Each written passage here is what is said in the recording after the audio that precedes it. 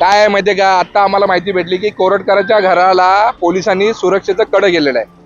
म्हणजे ह्या महाराष्ट्र राज्यामध्ये हे शासन जे आहे शिवछत्रपतींचा नाव घेऊन सत्तेमध्ये आलंय, ते शिवछत्रपतींची बदनामी करणाऱ्यांना संरक्षण देत आहेत. त्यांच्यावरती अजून कुठलीही कारवाई नाहीये.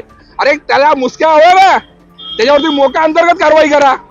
तुम्ही असा मोका तर डझनावरती लावताय सगळीकडे महाराष्ट्रामध्ये.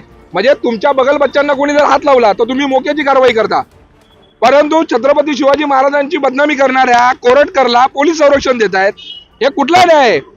ज्या छत्रपतींच्या नावावरती तुम्ही या महाराष्ट्रामध्ये सत्तेला आला, माननीय मुख्यमंत्र्यांना माझी विनंती आहे की तुमच्या बरोबर असलेले फोटो त्याचे फिरतायत, तुमचा त्याचा संबंध नाही असं आम्हाला माहिती आहे.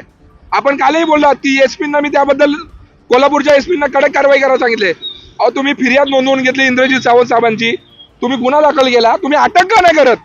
एवढा कुठला त्याच्यावरती दबाव आहे की जेणेकरून तुम्ही त्याला अटक करत नाही? ह्या कोरटकरला अटक झालीच पाहिजे.